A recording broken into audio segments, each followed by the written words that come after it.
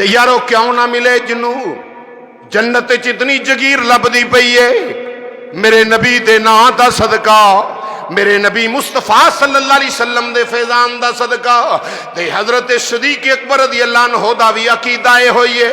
اسی بھی ترجمہ نہیں کر لئیے، ہم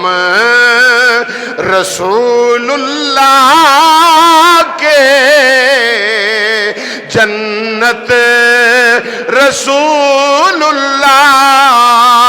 حقی، ہم رسول اللہ کے ایک آواز دے نال محبت نہ مل کے فضا گونج جائے، ہم رسول اللہ کے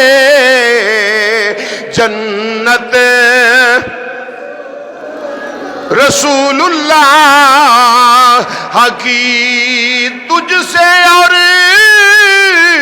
جنت سے کیا مطلب اے منکر دور ہو، ہم رسول اللہ کے جنت کی کوئی شک نہیں، مل کے آکھو ہم رسول اللہ کے جنت۔ جنت دی اور کہن لگی جڑی حضرت سیدنا صدیق اکبر نو اللہ نے جنت دے وچ جگیر عطا کیتی ہے، 10 حصے آ،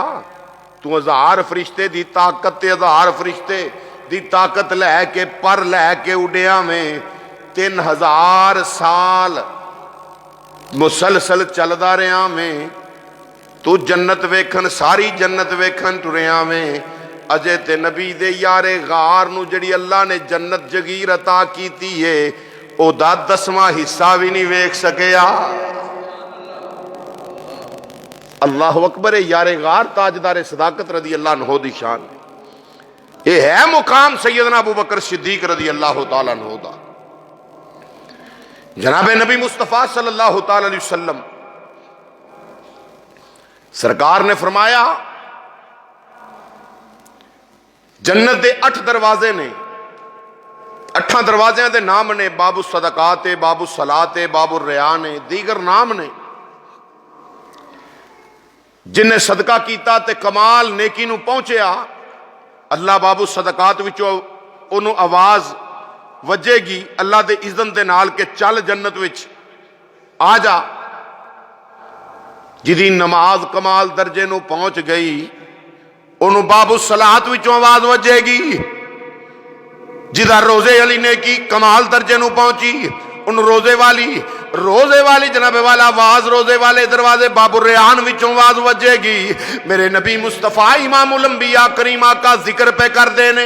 امام الانبیاء کریمہ کا نبی آخر الزمان تذکرہ بیان پہ کر دینے، جنت دے دروازے اور دروازے وچوں داخل ہوندہ میرے نبی مصطفیٰ ذکر پہ کرن، یا اللہ اکبر، اللہ کریمہ کا صلی اللہ علیہ وسلم نے فرمایا جدو ذکر کر رہے نے ادھر جناب یار غار تاجدار صداقت رضی اللہ تعالیٰ عنہ عرض کر دینے، مازاغ دے کاجل والیا